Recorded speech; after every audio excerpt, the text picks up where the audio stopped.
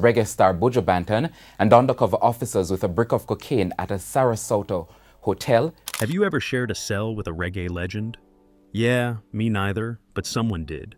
Today, we're breaking down what really went down with Buju Banton, from his wild arrest and headline-making trial to what it was like behind bars. Spoiler, it's not what you'd expect. Kingston in his early career.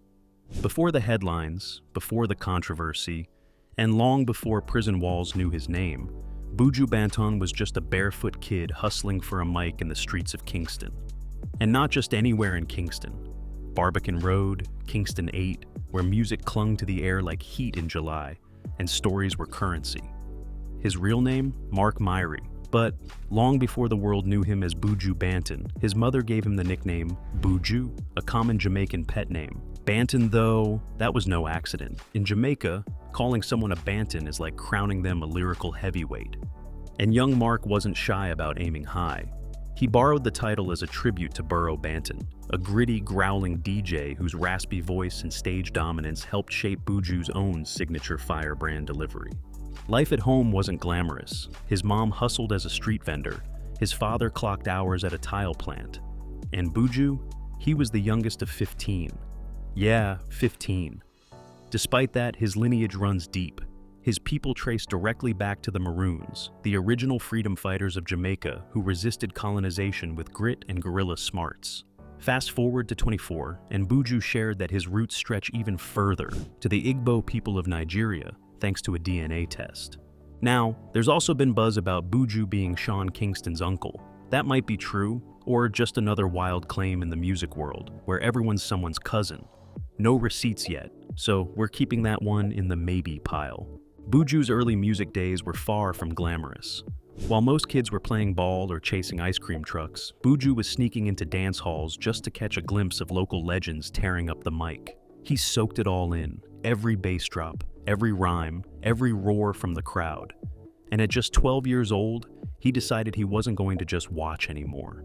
Under the alias Gargamel, Buju started performing with neighborhood sound systems like Sweet Love and Rambo Mango.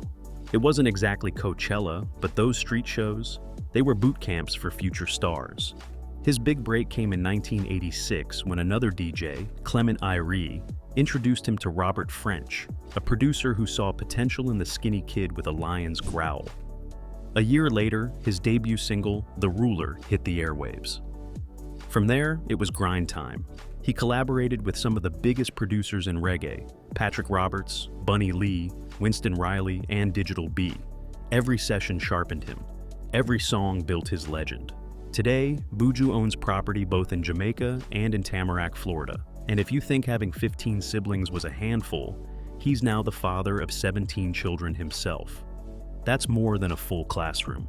Imagine the parent-teacher conferences. But what makes Buju's story so compelling is the way he's kept evolving. He went from street corner shows to international stardom, from teenage mic battles to collaborations with the likes of Barris Hammond and DJ Khaled. He faced massive setbacks, including a high-profile legal case and prison time, but his story didn't end in a cell. If anything, it deepened the complexity of who he is. The part that often gets overlooked in celebrity gossip is just how much cultural weight someone like Buju carries. His music was about rebellion, pride, identity, and yes, redemption.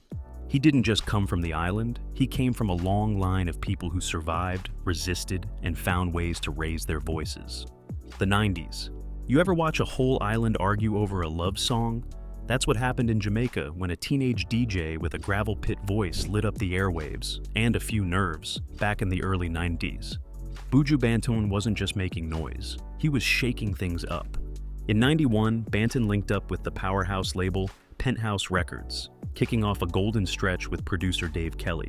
By '92, Buju's voice was everywhere. Corner shops, dance halls, street parties, car stereos, you name it. Songs like Bogle and Love Me Browning were the sound of Jamaica. But fame came with fallout. Love Me Browning, a tune about his preference for lighter-skinned women, sparked backlash. People weren't quiet about it either. Critics felt the lyrics undercut dark-skinned women, which struck a nerve in a country still grappling with colorism. Instead of doubling down, Buju responded with a follow-up called Love Black Woman. This was a track that showed he was listening and willing to grow.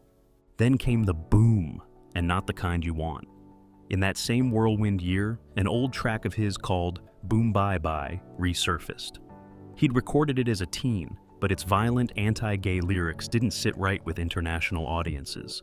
Festivals dropped him, protests followed. It nearly tanked his whole career. Buju eventually addressed the controversy, issuing an apology. It was one of the first times the world saw that behind the aggressive beats and growled verses, there was a man who could reflect, learn, and change he did. By '93, he had signed to a major label and released Voice of Jamaica, an album that sounded like a different Buju altogether. Tracks like Deportees called out Jamaicans who went abroad and forgot their roots. Tribal War took aim at the island's political violence.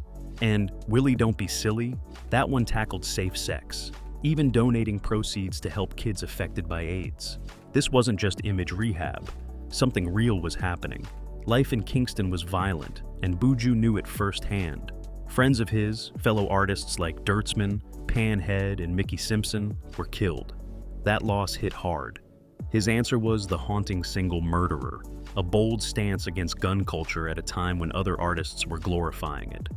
That period marked a turning point. The once rowdy DJ began embracing the teachings of Rastafari. Out went the low fade, in came the locks. His performances slowed down, took on a more spiritual tone. The fire was still there, but now it had purpose. Then came Till Shiloh in '95, a project that proved Buju was playing the long game.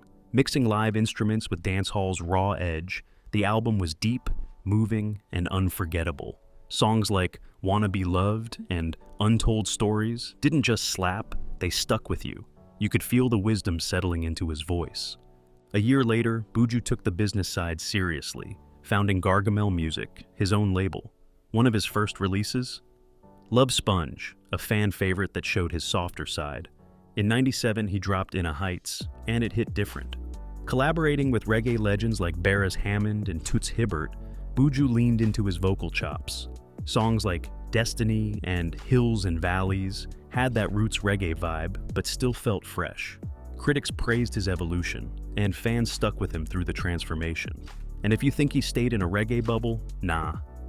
In '98, Buju teamed up with punk band Rancid, laying down 3 genre-bending tracks: No More Misty Days, Hooligans, and Life Won't Wait, which went on to become the title track of their album.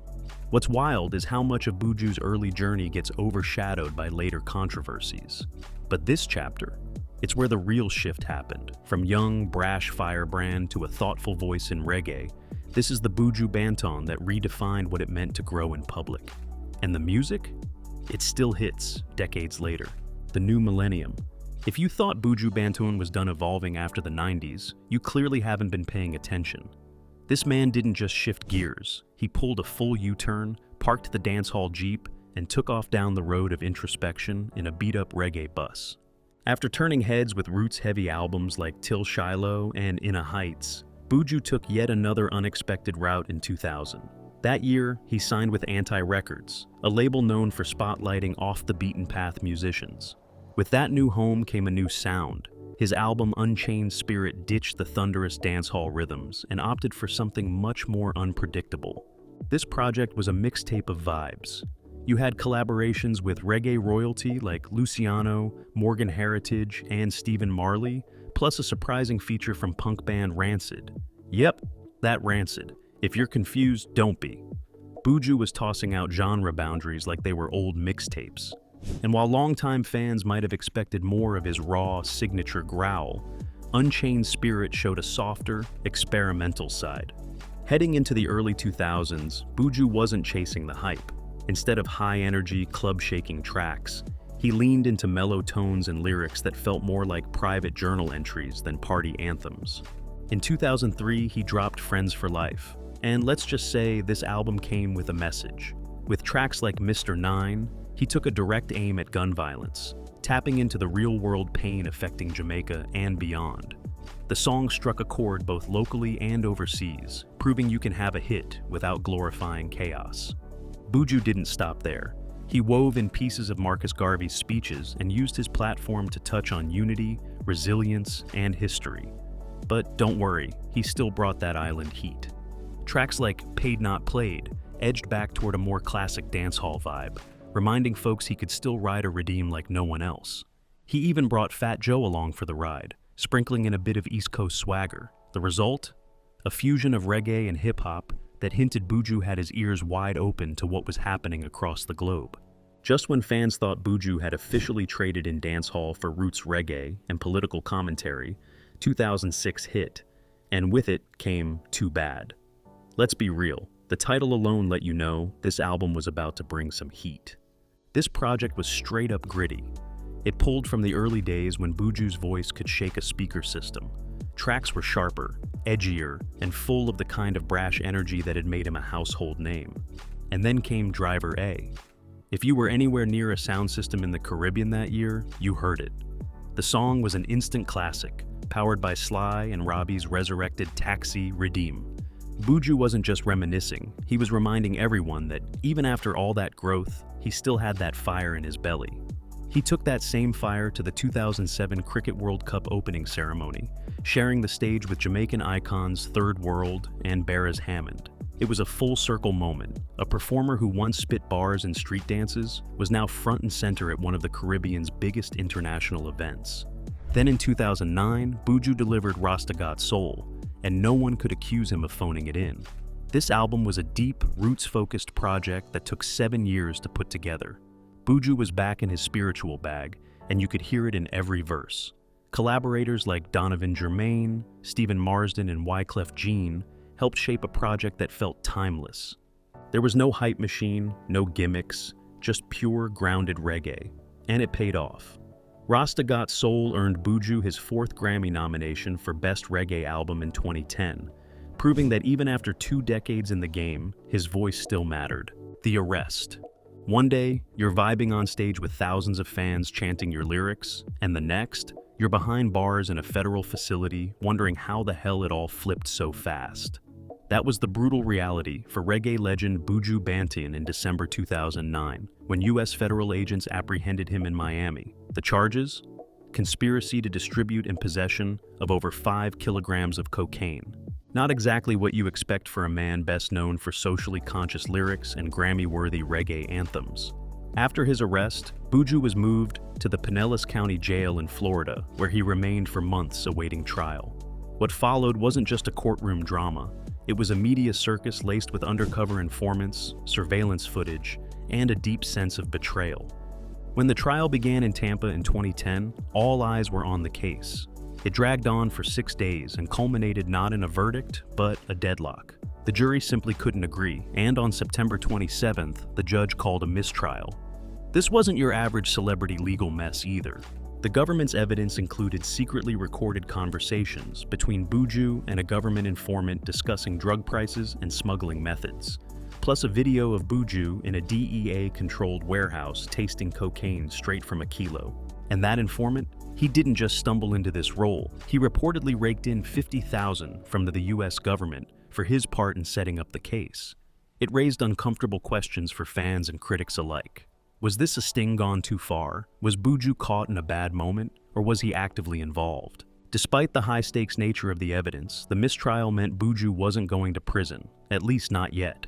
He was released on bond in November 2010 and granted a narrow window of freedom. And in true artist fashion, he used that window to reconnect with fans. With permission from the court, he performed one explosive sold-out show on January 16, 2011 in Miami. It was his first and only live appearance between trials, and it packed more than just a musical punch. It was a statement, a declaration that Buju Banton was still standing, even with the full weight of the U.S. justice system pressing down on him. Just weeks after that performance, Buju's name popped up again. This time not in a courtroom, but on the Grammy nomination list. His album had earned a nod for Best Reggae Album, a career milestone in any context, but especially poignant given the cloud hanging over his future. Unfortunately, while the recognition was real, the red carpet was off limits. Due to travel and court restrictions, Buju couldn't attend the ceremony. Still, the nomination proved he hadn't lost the respect of the music industry, even if the legal system had its doubts. Buju's arrest and trial sparked fierce debate, both in the Caribbean and among his fans worldwide. Some saw him as a victim of entrapment, lured into a government sting operation. Others felt the evidence was too damning to ignore. But what's clear is that his artistry never lost momentum, even under fire. That singular concert and Grammy nomination became symbols of resilience in the face of a potentially career-ending scandal. A new record in sentencing. What happens when a Grammy night high turns into a courtroom low? For reggae icon Buju Banton, that stark shift played out in real time and on a global stage, no less. Just one day before the music industry was preparing to celebrate his artistry, Banton stood on the edge of a life-altering trial that would cement a new chapter in his story. One not of rhythms and resistance, but of legal strife, prison time, and controversy that would shake even his most loyal fans. On February 13, 2011, the reggae world was abuzz with excitement as Buju Banton's album Before the Dawn snagged the coveted Grammy Award for Best Reggae Album. It was a triumphant moment, a moment that validated his place as one of the genre's most powerful voices. But behind the celebratory headlines was an undeniable storm brewing. Just 24 hours later, Banton would be back in court in Tampa, Florida, facing a retrial that could derail everything he had worked for. This wasn't just a minor brush with the law. The charges were serious: conspiracy to distribute 5 or more kilograms of cocaine, using communication devices to facilitate a narcotics deal, and an added firearm-related offense. The stakes were enormous, not just for his freedom, but for his legacy. The jury didn't take long. On February 22, 2011, Banton was found guilty on 3 of the 4 charges brought against him. The only count he escaped was for attempted possession of the cocaine, but by then, the damage had been done. The sentence? A staggering 10 years and 1 month in a federal prison, handed down 4 months later. Though he wasn't caught with any drugs in hand and never found carrying a weapon, the conviction stuck. The firearm charge stemmed from the broader conspiracy, even though there was no direct evidence of him holding or using a gun. For Banton's fans and many legal observers, this raised serious questions about the fairness of the trial and whether justice had truly been served or simply administered. As if the initial sentence weren't enough, the looming threat of an additional penalty for the firearm conviction remained. Originally set for sentencing on October 30, 2012, that hearing was postponed due to suspicions of jury misconduct. Banton's legal team requested further investigation, and sure enough, a juror was eventually found guilty of misconduct. It could have opened the door to an appeal, perhaps even a reduced sentence or retrial, but in a twist that shocked many, Banton waived his right to pursue an appeal. Whether it was out of exhaustion, strategy, or a desire to move forward, he decided to accept the consequences, even as the shadows of doubt still hung over the case. Then came a surprising turn. On May 14, 2015, federal prosecutors agreed to drop the firearm charge altogether. It didn't undo the years he had already served, but it was a small, significant win in a legal saga marked by drama, disappointment, and resilience. Throughout the ordeal, Buju Banton remained a symbol of strength to many within the reggae community. His conviction didn't silence his influence. In fact, it sparked worldwide conversations about justice, racial profiling, and the entrapment of Black artists in America's complex legal web. For some, Banton's story was a cautionary tale. For others, it was proof that even the most gifted among us can be brought low by a system that doesn't always play fair. Release and comeback. The gates of McRae Correctional Institution swung open on December 7, 2018, and out walked a man whose voice had once echoed through speakers worldwide, Buju Banton, free at last after nearly a decade behind bars. But if anyone thought that time away had dulled his fire, they were in for a powerful surprise. Instead of fading into obscurity, Banton emerged with renewed purpose, ready to reclaim his throne and take his music to even greater heights.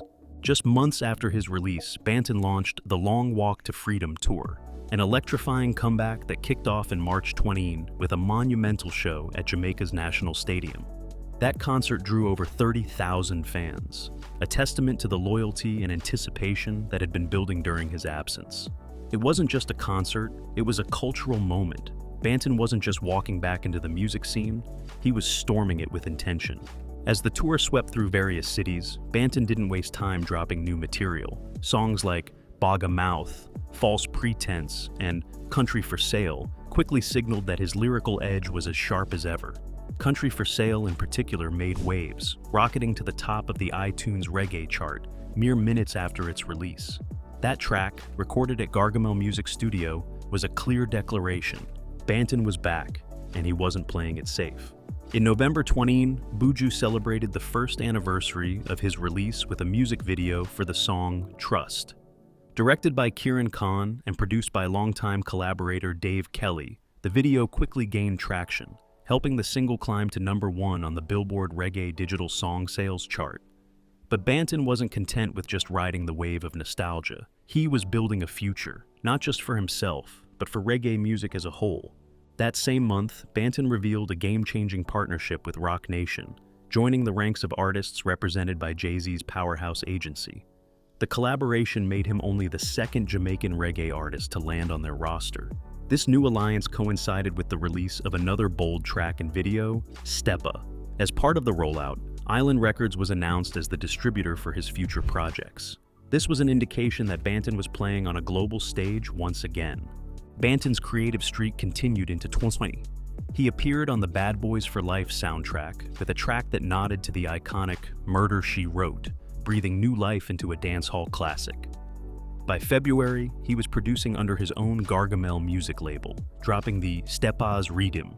This was a collaborative project featuring prominent voices like Agent Sasco, Bling Dog, and Vershawn. In June of that year, Banton released Upside Down 20, his 13th studio album and his first full-length project in a decade. With features from artists like John Legend, Pharrell, and Stephen Marley, it became clear Banton wasn't just reconnecting with his past. He was reinventing it. The momentum didn't stop there. In 2021, he appeared on Kanye West's Donda album, lending his voice to the track Believe What I Say. Around the same time, he stepped into the world of digital art by launching a collection of NFTs, becoming one of the first Jamaican artists to embrace the space. That same year, he reunited with DJ Khaled for the song Where You Come From, alongside legends like Capleton and Bounty Killer. And in 2022, he joined a massive collaboration for DJ Khaled's These Streets Know My Name, bringing together dancehall heavyweights and new voices alike. Most recently, Banton has been vocal about the importance of honoring reggae's Jamaican roots, especially when it comes to the rise of reggaeton.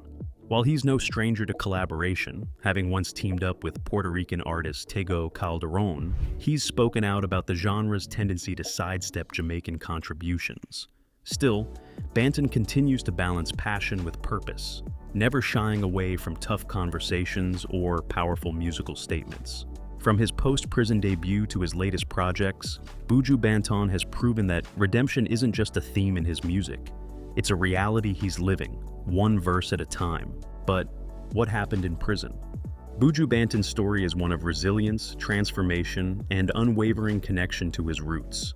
In the year and a half following his release from prison, he has rarely spoken about the conviction or the time behind bars. When pressed, he calls it an improvised hell, a period he survived through deep reading, meditation, and soul-searching. He reflects on life and existence with a philosophical edge, saying, "Time and space is relative. You have to shield your mind. As a man of hope and faith, I can see the world is right there, and I am right there, but I can absent myself from the mundane existence." Despite everything, Buju seems unbroken. He is still the warm, generous, and humorous figure familiar to many. One of the hardest battles Buju fought publicly was distancing himself from his controversial past work. He has long condemned Boom Bye Bye, a violent and homophobic track he recorded at 16, which was later released without his consent. Upon his release, Buju issued a heartfelt apology, affirming his commitment to leaving that part of his life behind. "I recognize that the song has caused much pain," he stated, "and I am determined to put this song in the past and continue moving forward as an artist and as a man. I affirm once and for all that everyone has the right to live as they so choose." This was more than a public relations move. It marked a turning point in how Buju sought to embrace love and respect in his music and life. Buju's bond with Jamaica runs deep, not just as a musician, but as someone intimately connected to the island's history. He grew up amidst standpipe poverty, a term describing neighborhoods without running water, but his connection to the land is enriched by his maroon heritage. His ancestors were runaway slaves and indigenous fighters who resisted British colonial rule in the 18th century, through guerrilla warfare, eventually securing autonomy for their communities. This legacy of resistance and freedom remains a powerful influence on Buju. "My Maroon heritage is very important to me," he shares. "It kept me solid through recent years, knowing my people suffered long and fought hard for freedom. It puts my struggles into perspective and shows why every black man has to fight." His Kingston home even houses a circular maroon hut. This hut is a place for meditation and reflection that ties him to those roots and guides his worldview. Buju's intimate connection with the Jamaican people also comes from his early days on sound systems in the late 80s. At just 15, he joined the Rambo International Sound System, touring across Jamaica's parishes, performing for demanding crowds, hungry for fresh music every night. "No guts, no glory, that's my genesis," he says. "It kept you creative, stylish, and fearless." This relentless drive led him to the studio by age 16, where his first recording, "The Ruler," stunned listeners and producers alike, because he performed the entire song flawlessly in one take. His rapid rise saw him surpass legends like Bob Marley by '92 with the most #1 hits in Jamaica, solidifying his place as a top artist. Working closely with producers like Dave and Tony Kelly at Penthouse Records, he released Mr. Mention, an album crafted from youthful energy and a fresh approach to dancehall music. It became the best-selling album in Jamaican history at the time. Following Mr. Mention, Buju continued to push boundaries. Voice of Jamaica mixed love songs, dancehall bangers, hip-hop influences, including a feature from Busta Rhymes, and social commentary. Then came Till Shiloh and Inna Heights, albums deeply rooted in his conversion to Rastafari, blending melodic reggae with spiritual teachings aimed at re-educating listeners about the religion and culture. "Many wear dreads, but they don't understand the teachings," he explains. Buju's creative journey earned him 5 Grammy nominations before finally winning Best Reggae Album for Before the Dawn in 2011, just days before he was incarcerated. Though unable to attend, the accolade marked a career milestone. His first album after prison, Upside Down 20, showcased a masterful blend of reggae's past and present, featuring collaborations with John Legend, Pharrell, Stefflon Don, and Stephen Marley. The album's wide-ranging styles, including nods to hip-hop, R&B, yinmi, and even country influences, underline Buju's commitment to evolution. "You have to move forward, it's liberation," he says. "There is no future in the past. Let it serve as a guiding force, but that's all." At 46, Buju Banton has firmly established himself as a reggae elder statesman and an inspiration for Jamaica's next generation of artists. Despite the ups and downs of his personal life, he remains devoted to his music and his message, rooted deeply in the struggles and triumphs of the Jamaican people. According to Jamaica's culture minister, his fans would embrace him just the same, even if he had returned in handcuffs. Buju's journey is a testament to the power of endurance, faith, and the unbreakable spirit of a true musical icon. From soaring highs to the depths of prison walls, Buju Banton's story is one of resilience and redemption. If his journey inspired you, hit like, subscribe, and ring the bell for more deep dives into the lives of music legends who overcame the odds. Stay tuned.